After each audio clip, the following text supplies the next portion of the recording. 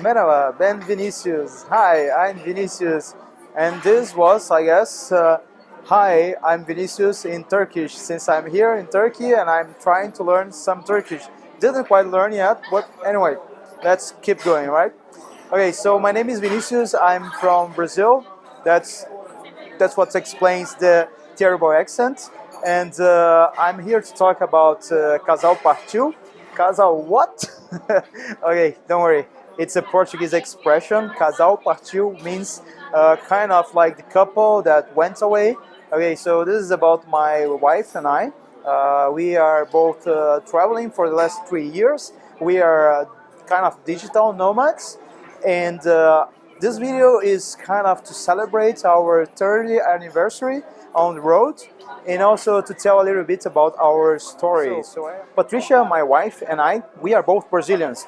We used to live in Niterói, which is a city very near to Rio, so it's in the Rio metropolitan area.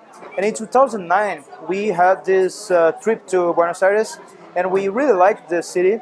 And we said, well, you know what? Maybe we should move to Argentina, or at least to live there for a couple of years or something like that. We really, really liked the city so much that we wanted to go there. So during the next 1.5 years, we've been planning for this move. And then in the end of 2010, we finally got the chance, and then we moved to Argentina. But we didn't go straight to Buenos Aires because it was summer, it was quite hot. So we went further down, further south. We went to another city called Bariloche. So Bariloche is in the Patagonia area, very, very beautiful city. And we stayed there for like 2 months. And while we were there, I've been reading a bit about traveling, but not exactly about tourism. I was reading about traveling, kind of more like a philosophy and stuff like that. And so I came across this idea of people that don't have homes anywhere in the world, like they don't have a permanent house. They're just traveling all the time, and they just keep moving. I have to confess, I have never heard about this concept before, and I found it to be quite fascinating. I mean, we both love to travel, but we have never had this kind of idea. So it was a really interesting idea to me.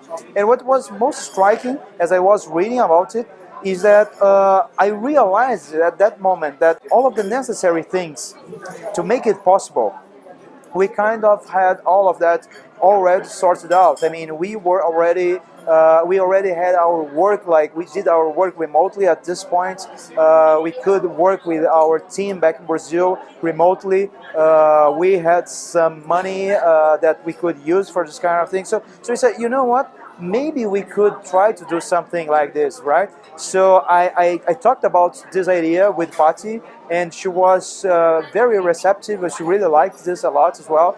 So we said, well, you know, we really like Argentina, but we don't really need to spend so much time here. I mean, we can come here anytime we want, but we could actually go and try to live and visit other countries. There is no rush to just come and live here in Argentina. So we talked about this for a while, and we said, yeah, let's do it. Let's give it a try. And in the next moment, we were planning this first trip to Europe. That's what we did just after Bariloche. We went to Europe. We spent like 2 months there, and it was really, really fun. And we still managed to keep our work fine. I mean, we could still work remotely with our team, so it was just totally fine. We said, yeah, let's keep doing this kind of thing. Okay, so let me give you some background about ourselves. I mean, Patricia is a wedding photographer, and she usually, most of the time she works in Brazil. She takes pictures of weddings, mostly in Rio. And I am a software developer. I have a company in Brazil, and I have been working remotely with my partner who still lives in Brazil, and we can manage to do everything online, so we don't really need to be in the same space. But in fact, in the past, before doing this kind of thing, we were actually working all of us, we were working together in the same space, and we kind of changed our ways of work so that we could work remotely, and that's what we've been doing for the last 3 years already.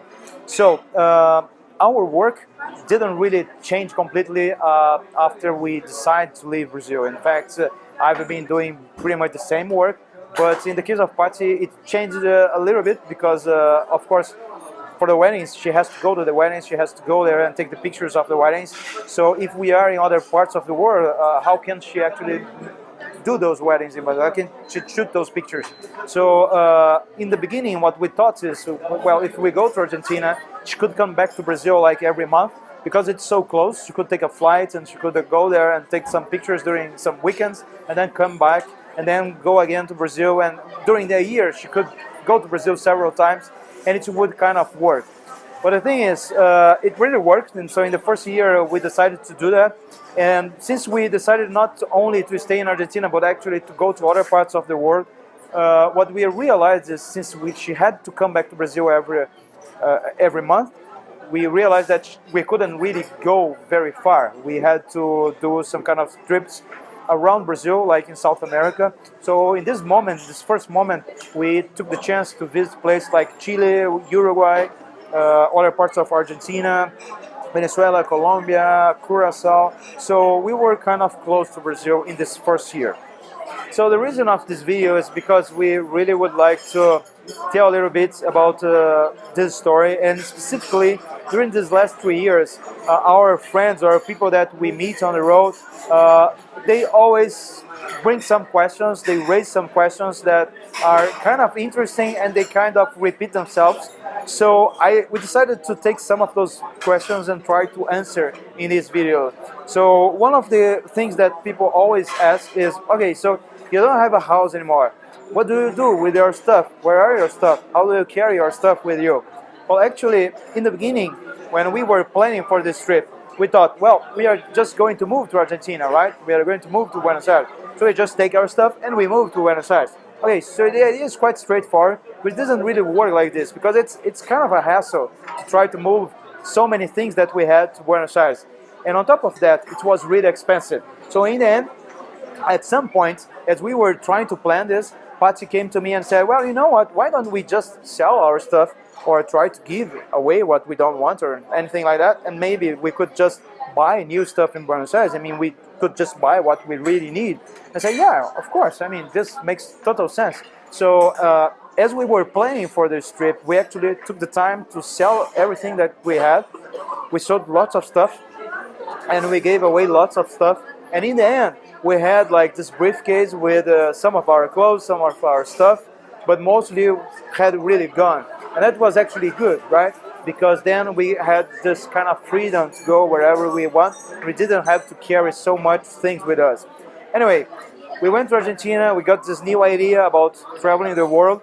Then we said, well, we still have too many things, so I think we have to get rid of some more stuff. So we got rid of more stuff. And in the end, we had what we have now. We have just this small briefcase, which is, you know, like this carry-on luggage that you take with you in the airplane, inside of the airplane. It's just about that. I mean, the size is really small, and we also have like a small backpack that we use to carry our notebooks and our camera, this kind of thing. So we don't really carry a lot of stuff with us. We have like enough clothes for about a week.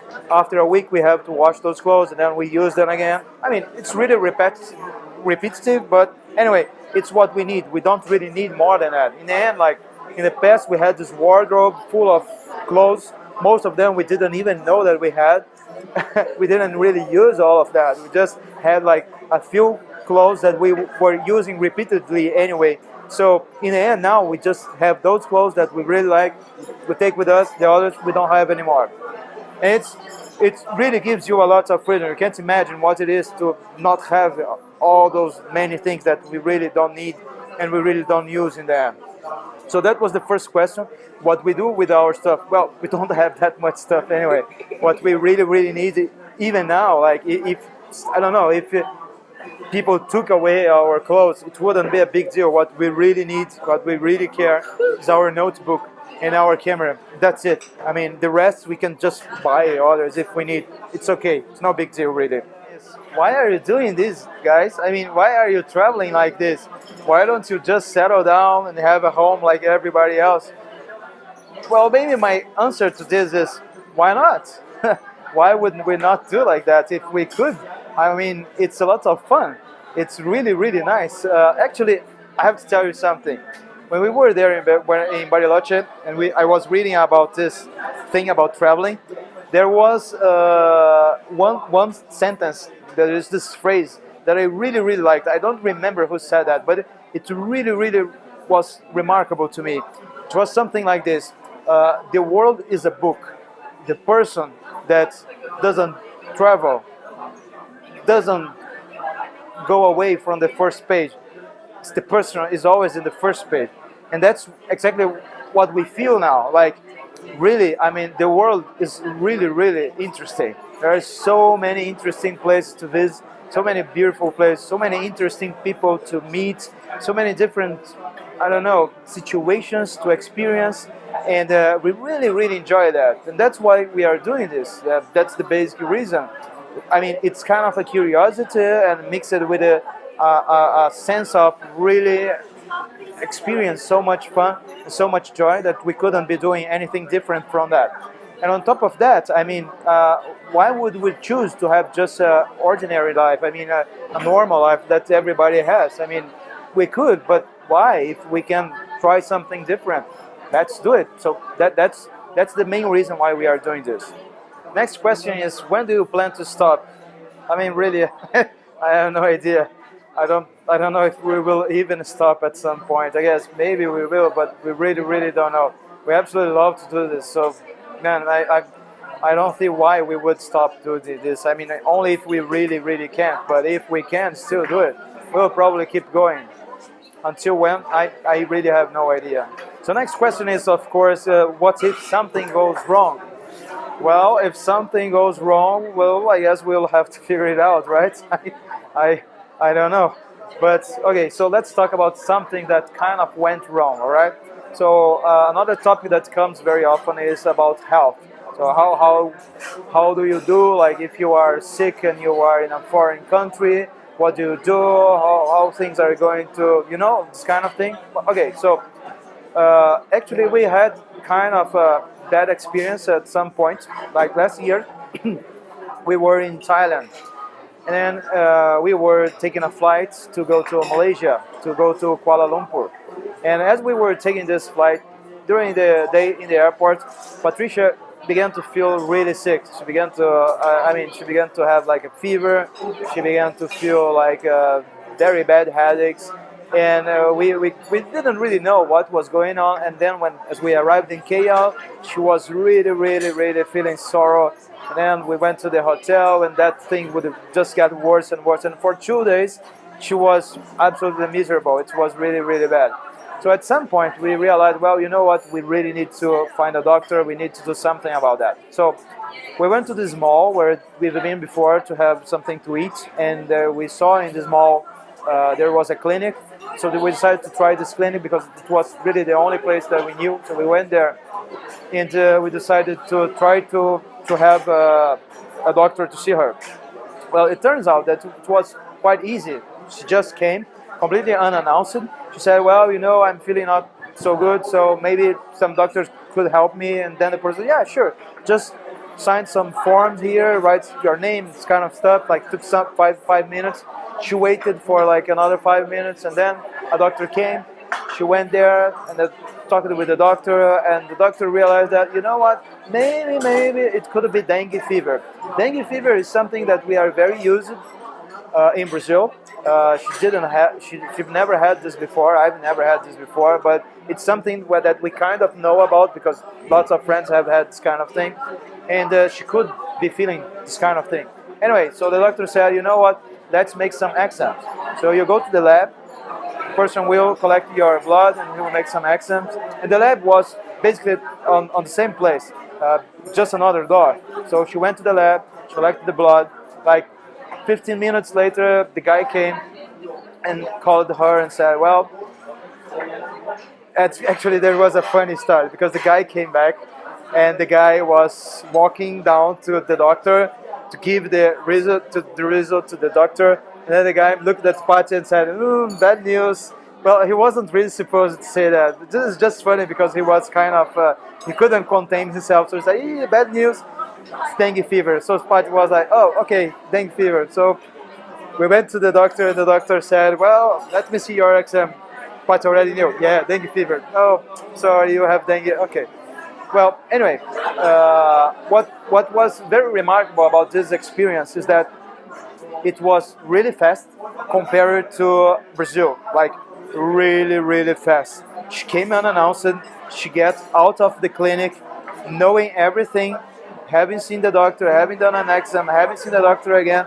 She came out of the clinic like less than 40 minutes later, and it was absolutely cheap. It was really cheap. So we were like, wow, wow, it's fast and it's cheap. Wow, it's so different from Brazil. Wow. Okay, so it was sad that she was like that, but it was really interesting to realize that, well, actually, she had something very serious out of Brazil, but it wasn't so bad in there. It was actually better than actually having this in Brazil. Anyway, the next few days, she had to come back to the clinic, like to collect the blood every day, try to see how many platelets she had now.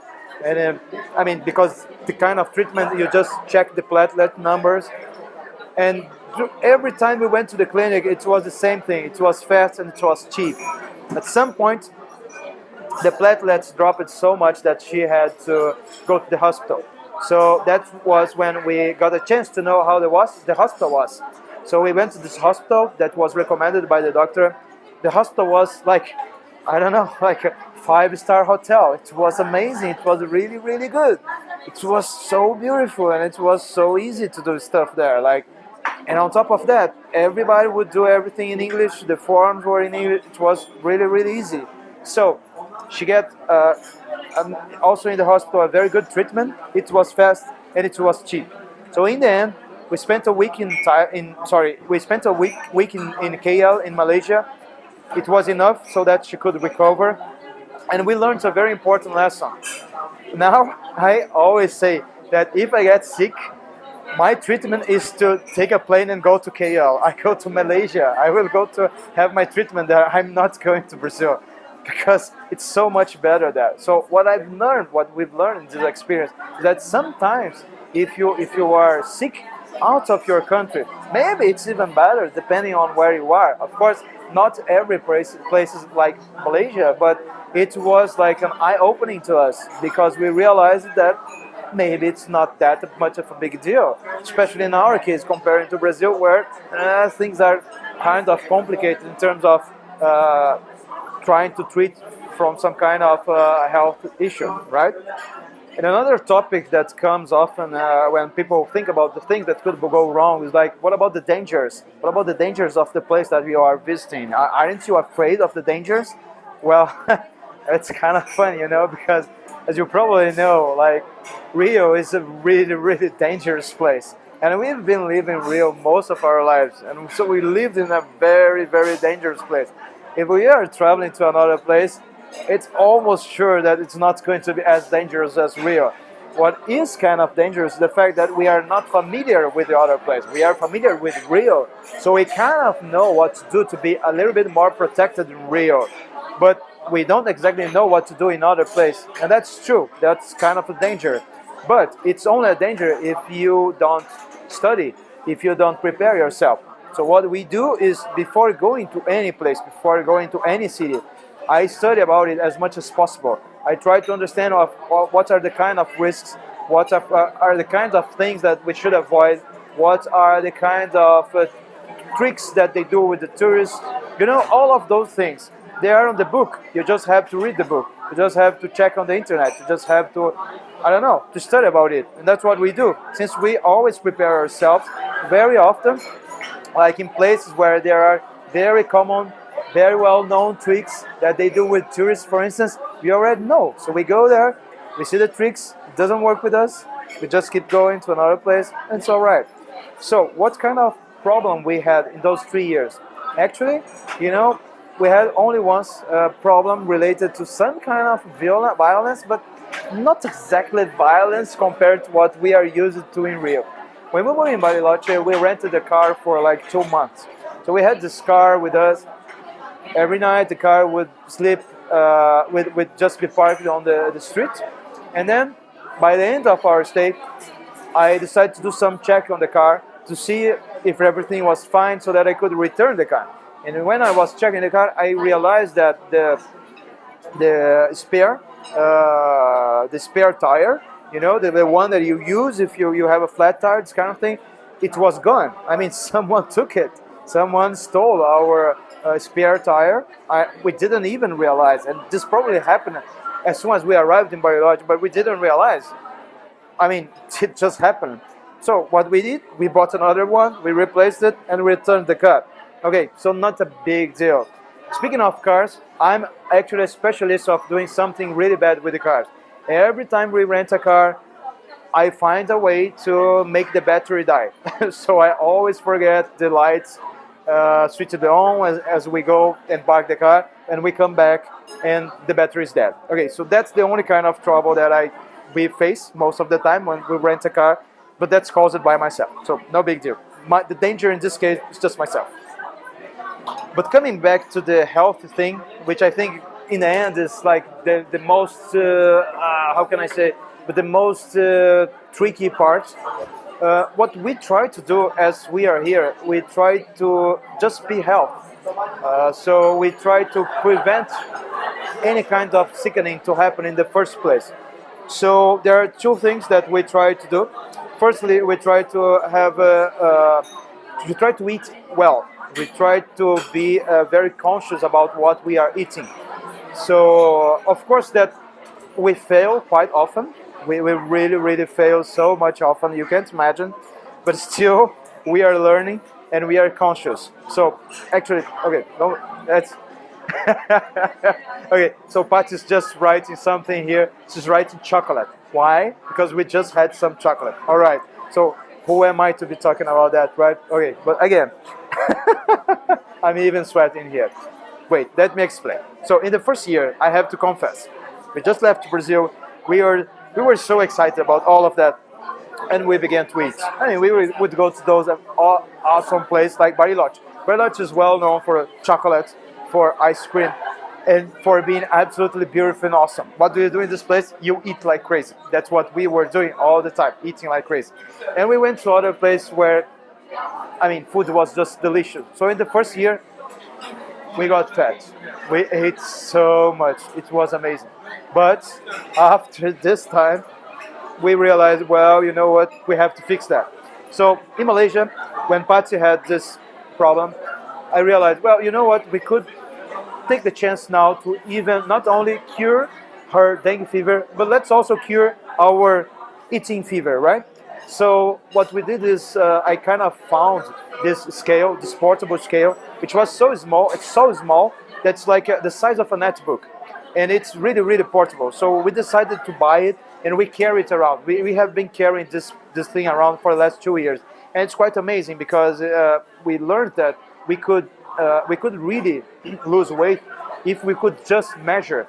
If you just measure, if you just are conscious, if you measure every day, you'll begin to lose weight because you begin to decide, well, you know what, today I guess I should be eating less and this kind of thing. So we lost a lot of weight doing that, and every time we stop measuring, we get weight back. So every time it's always the same. If we measure, we can control. If we don't measure, we can't control. So it was a nice lesson.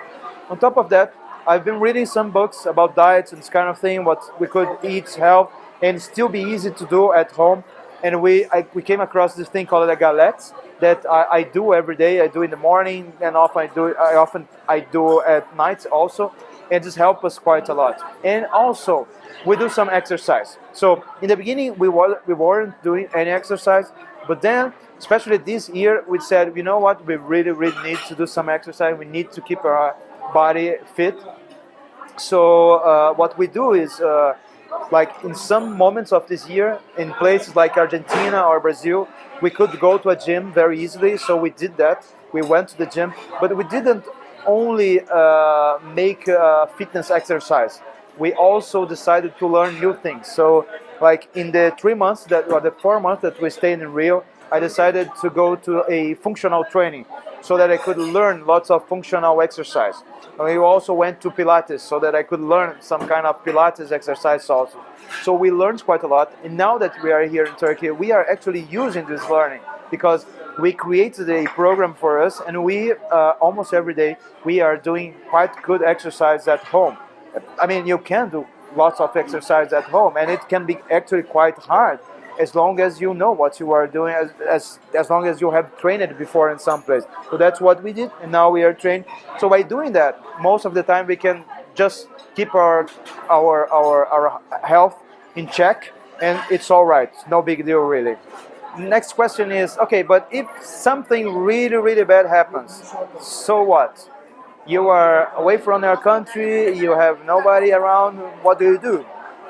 Well, when we were living in Brazil, we always thought that we should have some money saved so that if something bad happened, even there, we could use this money to try to recover. So over time, we had saved some money for that. And as we are here, what happens is that we still have this money there. Every month we are working, we have our income, we are producing kind of new money every month, but we still have some that we can use if something really bad happens. So let's say that for some reason we need to come back on a rush to Brazil for whatever reason. Well, we can't do that. We can afford to do that if we need to, because we've been, I don't know, creating this safeguard for us. So we know that something bad can happen, but we also know that if that happens, we can probably recover from that. Also, in the end, not everything you can solve just with your money, right? I mean, some things you have to rely on your skills, or you have to rely on your relationships, on the people that we know. As we travel, of course, we are getting to know more and more people all over the world. That's quite nice because, I mean, if something happens, like here in Istanbul, if something happens to us here, if we need help, we know there are people that we could call. There are people that could help us, and we know that we will get help if we need to. And in many other parts of the world, we know that we will get help as well, just because we know people in those places. And also, as we travel, we become more skilled. We become more skilled at, I don't know, problem solving in general. We can figure things out. We can learn fast. So it doesn't mean that we are protected, because in the end, nobody is 100% protected ever. But if you are always training, if you are developing your skills, and if you are developing relationships, and also if you have some money for the rainy days, I don't know, it's kind of okay, right? So I guess we can recover if something really bad happens to us. Next question is really, really interesting. It is, okay, so for you guys to do that, what was the most challenging thing? And many people really think that it has to do with money, right? So with the fact that, I don't know, you need money to do that. You have to be able to afford to travel around and this kind of stuff. So, okay, so money is kind of tricky, of course. What happens is that in our case, how do we manage this? How do we manage to travel like this? We are not rich. Nobody gave money to us. We are just using money that come from our work, right? But what happens, and this is a very important point, when we live in a place, like when we used to live in Rio, or in Niterói, near to Rio, when we lived there, we had all of those fixed costs of our home, right? We had to pay lots of bills every month. Since we don't have a house anymore, since we don't have a permanent house anywhere in the world anymore, we don't have this kind of fixed costs, right? So since we don't have this money, we use this money to pay for our bills now as we travel. What happens is when you go on vacations, for instance, and you decide to travel, it's normally quite expensive because you still have to pay the bills at home and you have to pay the bills of the trip. In our case, we don't have to pay the bills of home anymore. So we have only to pay for the bills of the trip. And we pay for them with the money that we used before to pay for the bills at our home. So that's the magic, kind of. On top of that, we are always working normally. So we just get the money every month necessary to pay for our bills. So it's kind of fine, all right? That's a challenge, but that wasn't really the biggest challenge. I guess the biggest challenge for us was just to let go. Let go of what? Um, let go of the fact that both Pati and I, we had a career. I mean, Pati is this amazing photographer. She was doing so well in Rio. And I had a career also. I wrote this book. I was a consultant before. I was quite well known all around Brazil. And Pati was quite well known among brides in general. So, I mean, both of us, we had kind of a reputation there.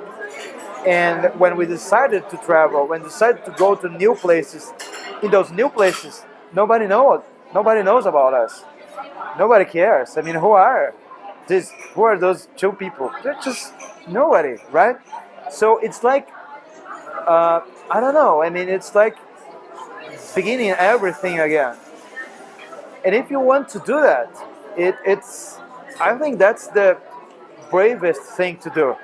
Is just to have so much, or to think that you have that much, and then to just let it go and say, all right, it doesn't matter. I will give it up, and I will do something else. What happens in practice is that normally you aren't really giving up anything. I mean, Pati is still well known. I'm still well known. I still have my reputation. I still do my work. She still does her work. 3 years later, it's just fine. It's not a big deal. But in the beginning, when you are beginning to do that, that's the biggest fear. It's the fear of losing this kind of thing. We have such an attachment to those things. You can't imagine. It's much worse than anything else, I guess. Even the relationship with like parents and friends, it's not so difficult, because in the end, like, we have Skype, we have communication. It's really easy to keep in touch with them. But what we have built in our careers, this feeling that you will lost, it's really hard. But we really didn't lose that much, I think. And in the end, I mean, sometimes there is this quote that I really like. They say it's a Chinese quote. It says, in order to try new teas, you have to empty the cup, right? So we had to let go of something so that we could pursue another path and get to know other things and try new things. So it's all right, but it's really hard. Still, some days we wake up and we think about that, and we think, did we do the right thing? But in general, we come to the same conclusion. Yes, sure, we did the right thing. We are enjoying so much kind of life. There's no way we could be doing anything different at this point. Okay, so it's been a really long video. I can't believe you're still there. Are you? Yeah, all right. Good, thank you. Okay, why did we do this video in the first place? You see, it's been 3 years. We learned a lot. We have to celebrate, because living like a nomad for 3 years is something really special. But something that I realized over those 3 years is that I always ask myself the same question. Why we go to so many places, why we get to meet so many people, and why we very hardly find anyone doing anything similar to that. Why so few people do it? Why? It's so much more feasible than many people think. But still, we don't meet many people doing this kind of stuff. Why is that? I've always been thinking about that. I think that, I don't know, maybe life has this kind of usual path, right? So you get born, you are born, and then you go to school, and then I don't know, you go to some kind of work, you get to know someone at some point, to get married, I don't know, you get a mortgage, you go to a house, and then you get kids, and then you work, and you come back to the house, and you get kids, and like 1 or 2 weeks a year you do some kind of trip, you come back and do basically the same thing, At some point you retire. And this is what most people do. Why? Most people do this because, I don't know, because most people do it.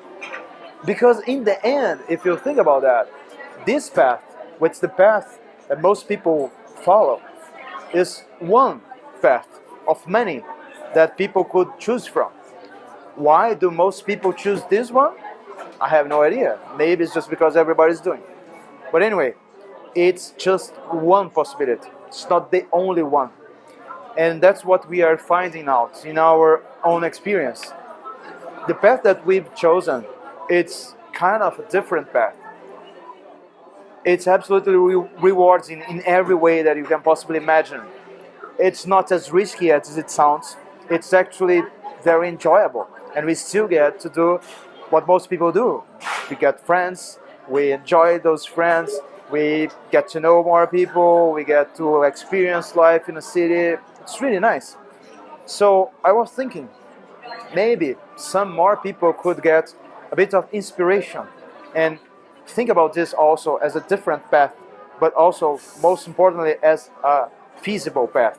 Because we are proof that this can really be done. As I said before, we are not rich. We are not even from a developed country.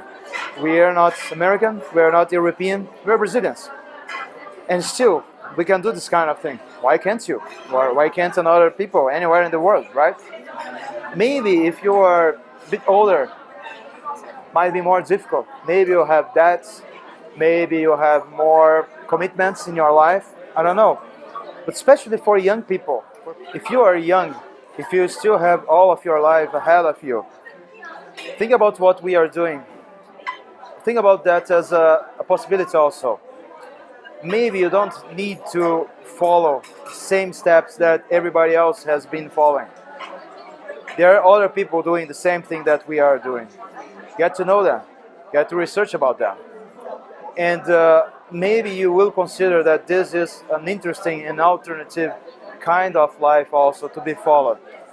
Maybe not forever, maybe for some while, or maybe a mix between an ordinary life and what we are doing. But what's most importantly is still, if you still have your life ahead of you, think, could I do something like that? Would I like to do something like that?